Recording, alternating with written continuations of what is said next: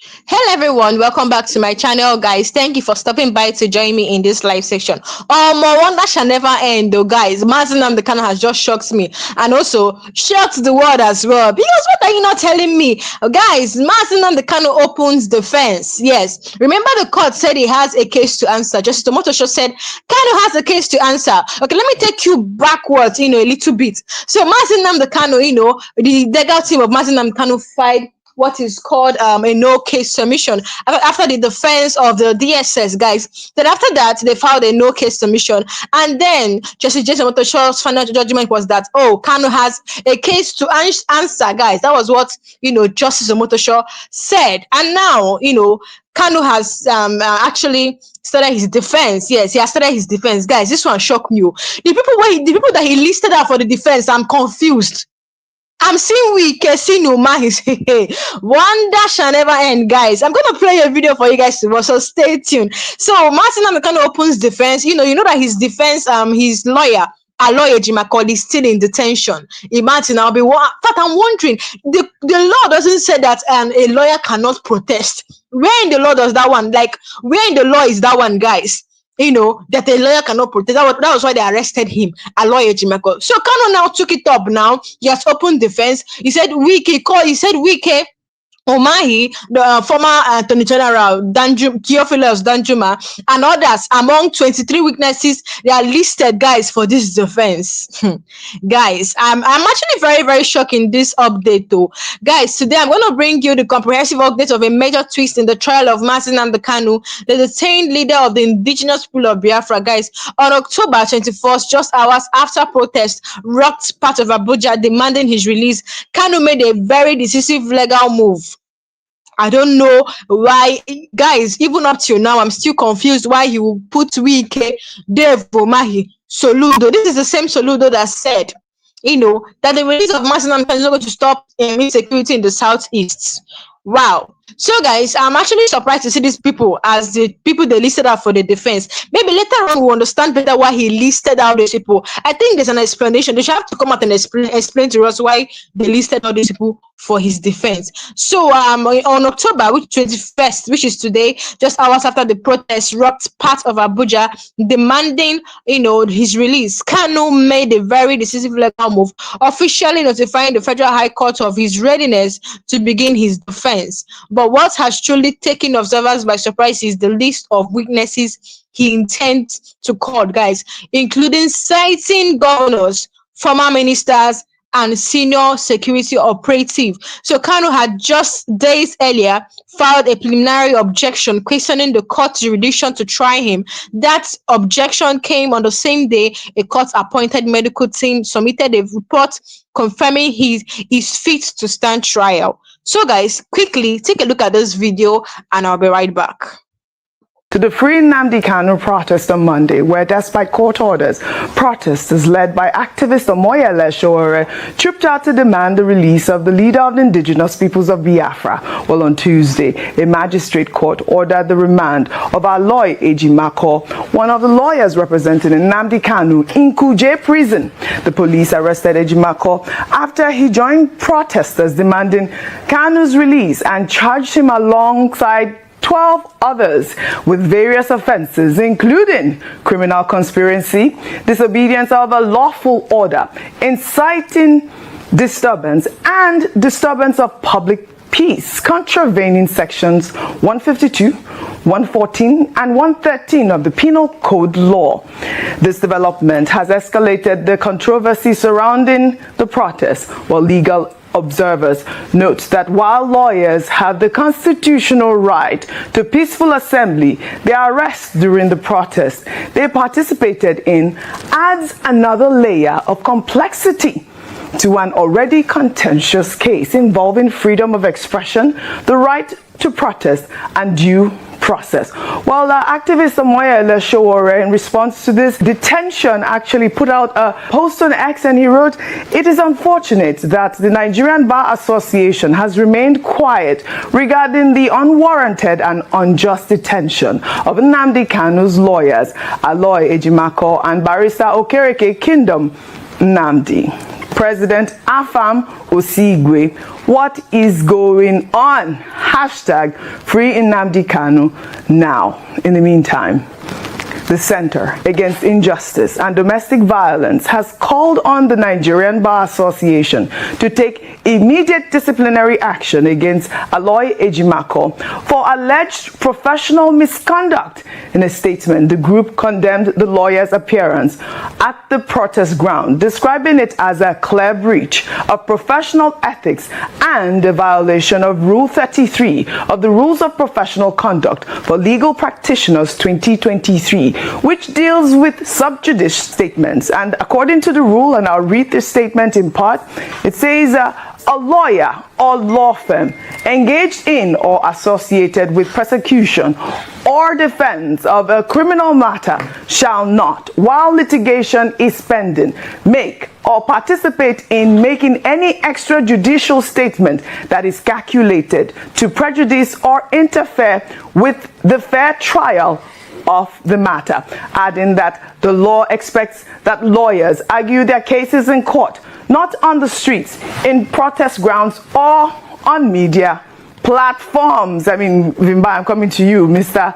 Ejimako's participation in this protest is, they say, is tantamount to trying to sway public opinion and, by extension, the court's view on the matter still under adjudication. I mean, your thoughts on, some of all of these things that I've unpacked before, we discuss on the issue of Nnamdi Kanu as well, because I believe that he has also filed.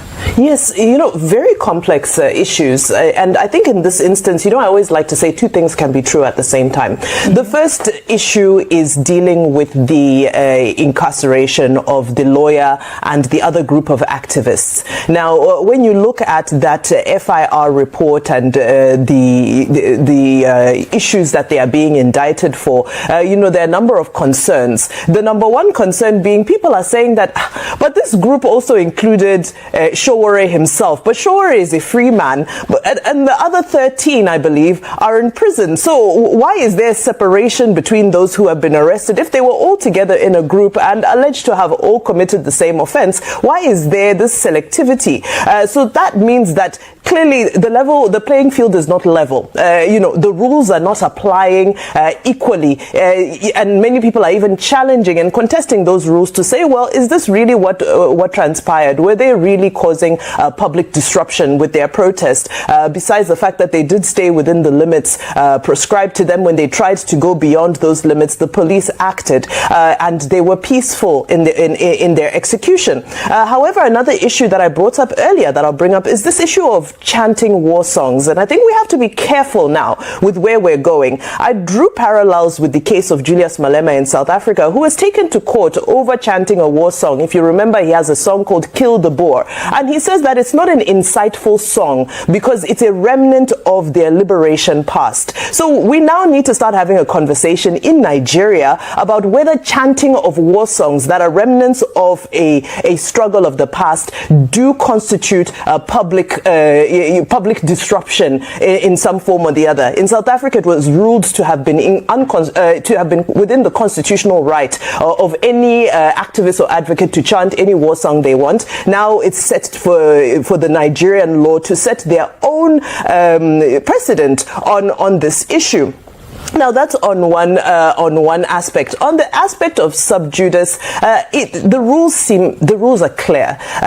This man was on the streets advocating for and vocalizing for a case that should have been in defense as of that point. Of course, we've seen a number of issues that have come up with regards to delaying going into that defense. But at this time, I think that we need to focus our attention to the defense, because the prosecution have rested their case, and it's now up to Nnamdi Kanu to put forward his own defense. I know there are other developments that you'll come to, but and it's now not only is it up to him to put forward his defense, but it's also up to the public, civil society, to hold the judiciary accountable to ensure that his defense is treated fairly, it's given in a fair environment, and that he has access to all that he needs to be in order for him to provide a thorough and robust defense for himself. I think I hope I've dealt with many of the substantive substantive issues, but yeah. I mean, in terms of Ejimako being, detained in Kuje and all of that, you would wonder, I mean, he's a lawyer, shouldn't he have known the rules? But I'm sure that there'll be other, lawyers that would actually come and argue his case as well as to whether or not he had the right to protest at the same time. But meanwhile, barely 24 hours after the protest, the detained IPOB leader Nnamdi Kanu, in a motion he personally filed on Tuesday, October 21st, agreed to enter his defense and informed the Federal High Court of his plan to call a total of 23 witnesses divided into two categories. Well, among those listed as compellable witnesses are former Minister of Defense General Theophilus Danjuma, former Chief of Army Staff General Tuko Boratai, FCT Minister Nyesom Wike, Works Minister Dave Umahi, Governor Babajide Sanwo-Olu of Lagos State, and Governor Hope Uzodinma of Imo State. The detained IPOB leader told the court he would testify on his own behalf, providing a sworn account of the facts, denying the allegations and explaining the political context of his statements and actions. He requested a 90-day time frame to conclude his defense, given the number of witnesses. I mean, Rufai, what a dramatic turn of events. Kanu's lawyer has been remanded in Kuje Correctional Center for participating in the protest. The timing and Kanu's decision to personally sign the notice raised questions about his relationship with his legal team and suggest a significant strategic pivot in his defense approach, potentially signaling his readiness to confront, the charges directly after years of legal challenge. People would say, I mean, he had no choice. Right now, his lead counsel is in detention. He has to, I believe he also is a lawyer. He says, Nnamdi Kanu. I've said some places that he said that. You see, if we want to build a nation, let's build a nation. If we want to be hypocritical, let's be hypocritical. For all of those that are saying Ejimako has no right of protest, and I'm not a lawyer, so please, you can challenge some of my thoughts, but I'll think freely on this. And they are claiming sub judice. We have all been on this table where many cases that are currently in courts have been come to discuss here. Do you remember? Can we even go back and point out a couple of things? Anyway, we remember the debacle of Natasha, and we remember how people were coming to discuss the case while even the judges said they shouldn't discuss it here. Do we remember? Why didn't the legal disciplinary committee, why did they called in then? This case has not been, it's been on for a while. You remember that at some point during President Buhari's administration, some Igbo leaders, even when the case was in court, went to prevail over President Buhari for a political solution. Were they sub judice then? I'm talking about those Igbo leaders. Yeah. Recently, we've heard that governors like Alex Oti and a couple of other governors, I think governor of Imo State, have been talking to the president about a case currently in courts. Can we also deem those as sub judice? So please, I don't know anything in law, but I just think out loud. So please, you can educate me. I'm open to education. We will learn more. No. So I want to learn. A huge debate. No. And that's why I'm asking. And I've cited my position that were these engagements sub judice, the one that the great elder statesman from the South is that even finally passed after that, negotiation with President Buhari at an early, was a former federal minister in the 60s in this country. They went to President Buhari to ask and beg that Nnamdi Kanu should be released political solution. The governors that have been talking to the president as regards that, are these also sub judice? Because when you say, okay, Ejimako went to protest about a case in court, and you say, okay, sub judice, you should know better. Now he's been detained and he's been taken against his right. We forget he's a citizen first. Well, those other instances where they sub judice. That's just what I want to. And please, let's also put a background on this case. We've also had a court in this country that have said Nnamdi Kanu did no wrong and should be discharged and acquitted, and appeal courts, before this case had been taken to the Supreme Court. So let's also put that in the context of this conversation. Right. When Nnamdi Kanu said he wants to go ahead with the defense process, yes, he has a right, but also it's only incumbent on, let's even make a verification, if he was the one that listed these people out. and let's make a verification on that process that was said that came from him, and let him go through his defense. A man has a right to be able to defend himself. Right. I am not saying that we should not, have a definitive stance on the rule of law in this country. But all I point out every day is the hypocrisy. The selective application. I mean, there are people now that we see them carrying guns and everything, bandits, having peace meetings and all that. Nobody have arrested them now. Okay. Their matter is not in court, it's not sub judice now. All right. So that one is out there. Then secondly, we have also seen people that were pardoned, bandits, criminals that were pardoned. What we are also saying is the political solution that you feel was good for the bandits that people speak for, give it to this man and charge him that if any other thing is done again, then actors will be meted out. That's all what a lot of people are calling for in this regard. Yes. That's just it. So if you call him all sorts of things, you call him a terrorist and everything, but you've done it for some bandits in the past now, why is it so different? All right. That's all I'm asking. All right. I'm not saying I support the way he went about it. I'm not saying I support all his abuses. All right. You did the same process people are saying do for this man, for other people that we saw. You even rehabilitated them. Like Dr. Bati said, you give them ashwebi and jollof rice and pepper soup. These are people that carry gun. No? I'm not sure Nnamdi Kanu ever. Did you ever say any gun is not going to shoot people? But these are even people that carry gun. No, that kill criminals. Them. That criminals that committed heinous crimes. So all right. You gave them a waiver and you said they should be good members of society again. All we are just saying is for the sake of balancing and for the sake of let's have fairness. All right.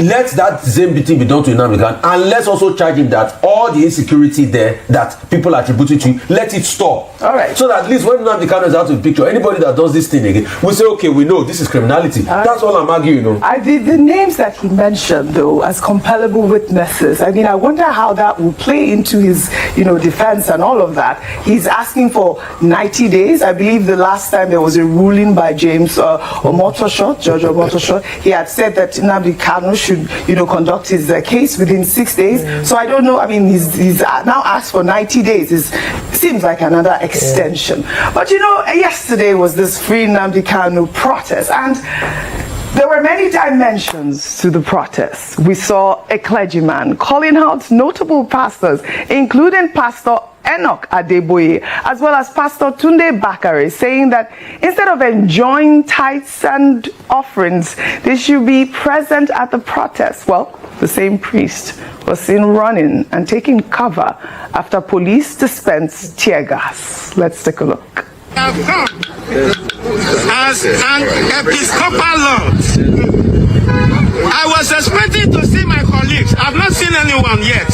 I've not seen Pastor Adeboye, Enoch, Gezi. I've not seen Pastor Tunde Bakare. Pastor Tunde Bakare, where are you? You came to the street to dislodge Goodluck Jonathan for his good economic policy, social reform. You people knocked him out of Asura. And today, one man, the country is on that stage. And you people are busy. You're enjoying your tithe and offering your church. Come out and speak for justice. What did God Almighty say? I do not delight in your tithe and offering. I do not delight in your burnt offering. Justice is what I ask you. They are shooting. They are shooting. I'm sorry, I have to out you, Rubai. Rubai has been cracking up. Is it your constituents or constituency? No. Both of you. Yes, they are big pastors. They are big pastors. So but he did make a valid point. And the reason why he called those people was because they were out during the time of, those protests. And I mean, I said you shouldn't talk. Okay, 30-second comment. Thank God you recall that they came out in their youthful days. Has anything changed changed. No. Pastor Adebo is 83 years old. Pastor Bakari just turned 70. Let the youth go and use their strength to protest because of the altar. Because they've done their own. And I mean, I think that maybe we should call the younger ones to now take on the baton of defending and going out there to protest. You can protest in many ways. You don't have to go on the street. Yes, it was just that funny part where he was. So that was. He should have stood with his full chest. I applaud him coming out. I applaud him coming out to express his right as a citizen of Nigeria. It was very good. Absolutely, absolutely. Well, all right. Okay, guys, you just watched what happened. You know, the priest was actually slimming.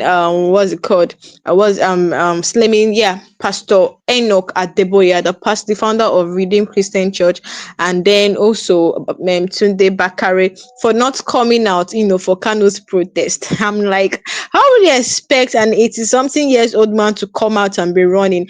All these youths, even during the NSAS, you know, people that came out, you guys saw what happened. You know, what has changed? Even the answers, they have been shouting police brutality, and what has changed, guys?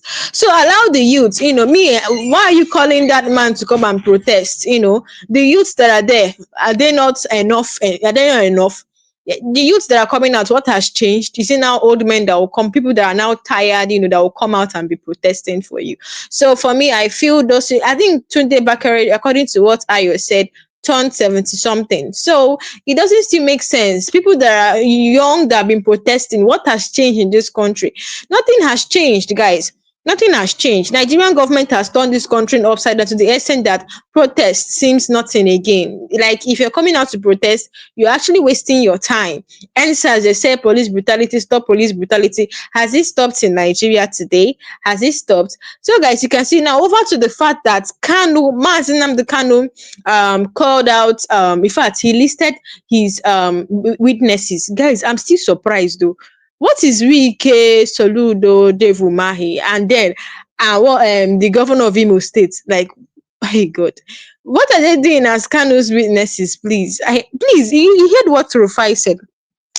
Rufai said something. Rufai said that, are you sure Nnamdi Kanu was the one that listed these people out for his defense team? Guys, I don't even know how this thing is going to work, because I'm not actually sure that he's the one that listed these people for his defense. So I mean, they are testifying in his favor, and ever since Kanu has been in detention, these people he mentioned are just reluctant when it comes to his release.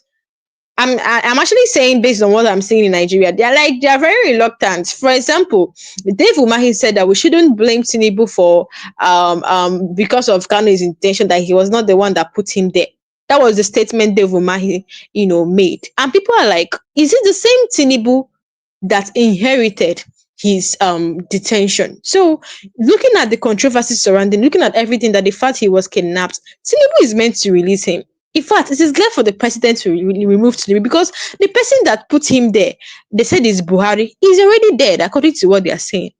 He's dead. So why are they still keeping him there? So that is it. This is what Dave Umahi said one certain time, that we should not, you know, blame Tinubu for not not blame Tinubu for Kanu's detention. Imagine that. And coming down to Soludo, Soludo once said that the insecurity in Kanu, the release of Nnamdi Kanu will not stop insecurity in Nigeria, in the southeast. So what is he trying to say in essence? Coming down to Wike, I'm not even sure Wike has opened his mouth. I've not heard though. You might have heard. I'm not sure. I've not heard Wike talk about Kanu. I've not heard, guys. The only thing talking about is defection, rivers, commission of road, this, that. Are these people that is going to defend? Because people that is supposed to, you know, be in the list of Kanu's defense team is Uwazurike. Uwazurike has been in the front line. In fact, he said that once it's time for defense, he's going to be in Abuja to defend, to you know, defend Kanu, witness in his favor, like, you know, talk in his favor, because, you know, proof Kanu's innocence. That is what Uwazurike. These are people like Uwazurike, because these people that, guys, let me just mention the people that, you know, they brought out and said that it's going to be their defense team. So the first person we have is Theophilus, the former Minister of Defense, Theophilus Danjuma. Then we have the former Chief of Army Staff, Tuku. I can't pronounce his name well, but I think it's Boratai. And we have you some Wike, FCT Minister, Dave Umahi, Minister of Works, Babajide Sawolu, Governor of Lagos State. I've not even heard Sawolu talk about Nnamdi Kanu before, talk more of Hope Uzodinma, talk about Kanu's release. What is going on? So guys, Dr. Okezie Ikpeazu, former governor of Abia State.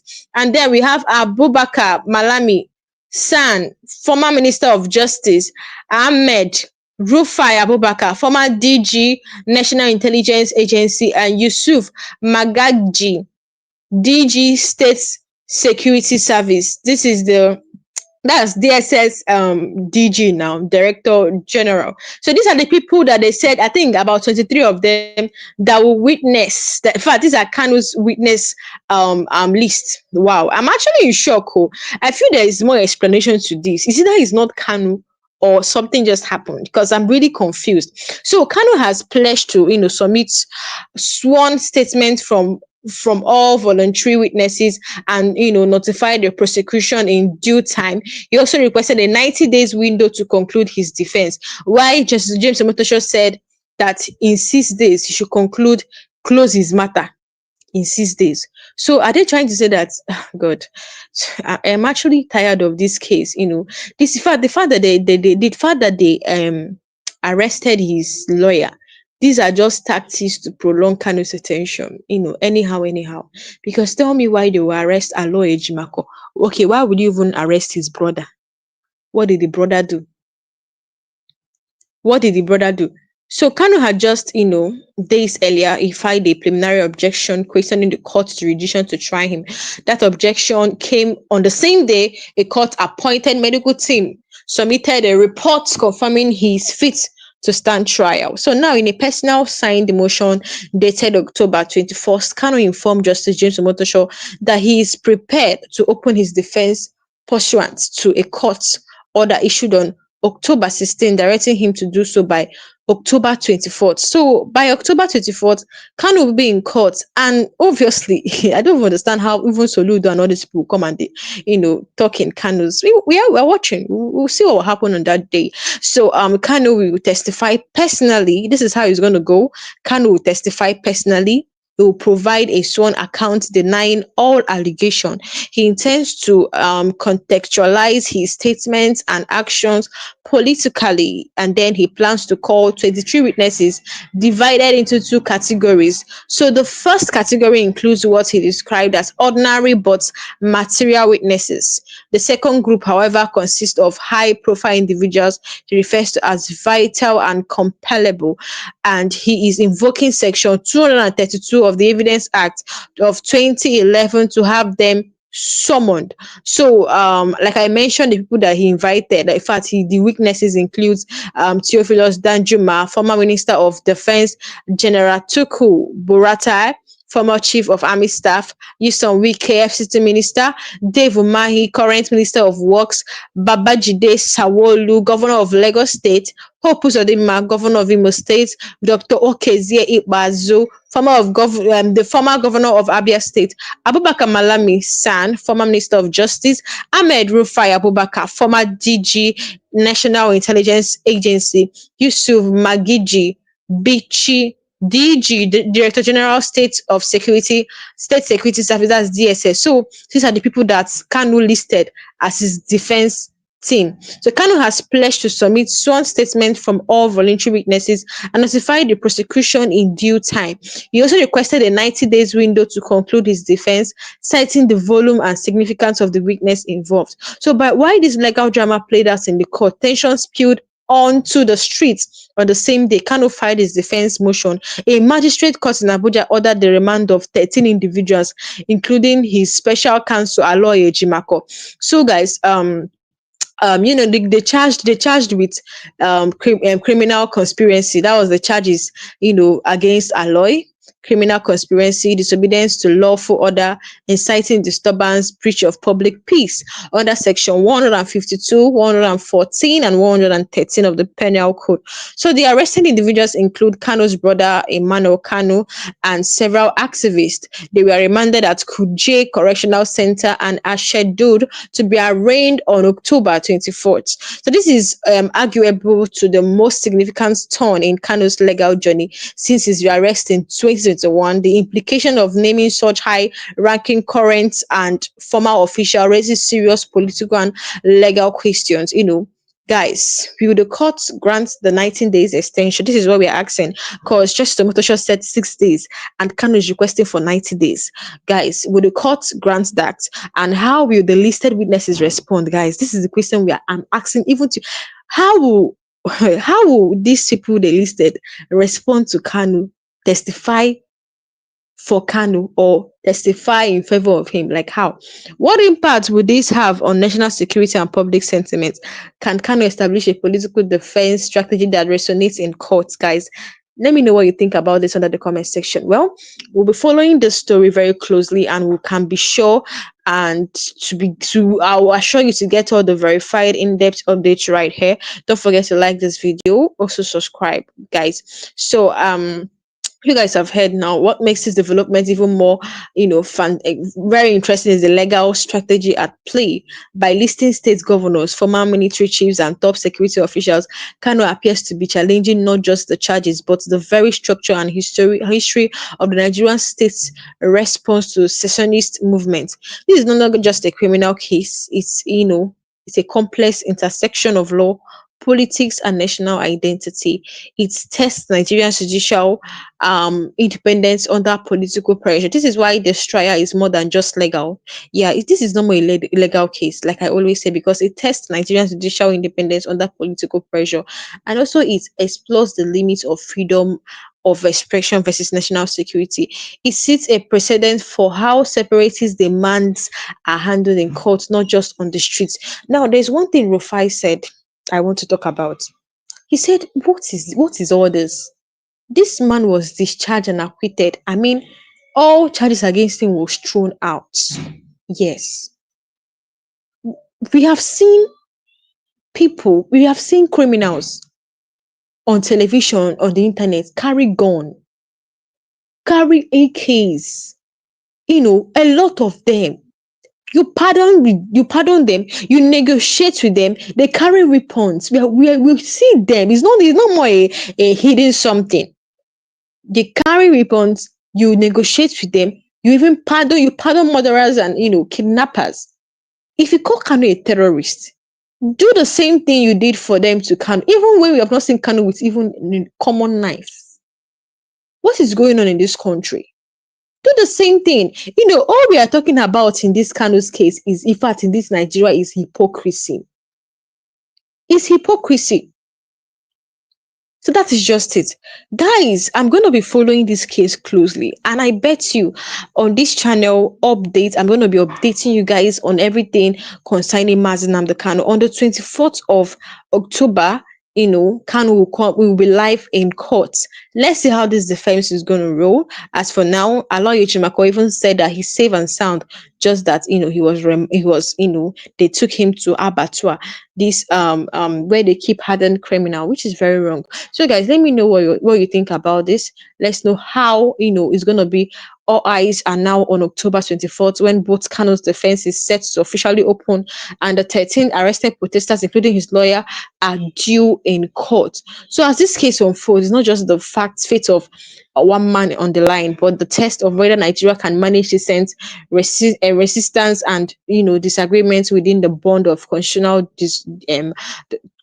democracy. So at this channel, guys, we are committed to covering this story with depth and verified facts. If you're invested in truth, justice, and the future of Nigeria, now is the time to subscribe, guys. Like this video. If you believe in accountability, comment below. Should the court compel the high profile figure to testify? Let me know that under the comment section. Share this to keep the conversation going. Subscribe and turn on the notification bell, because next this on the 25th of October, we're going to be unpacking what will happen inside the courtroom on the 24th of October. And I don't want you guys to miss it. So, guys, thank you for watching, and I'll see you guys next time.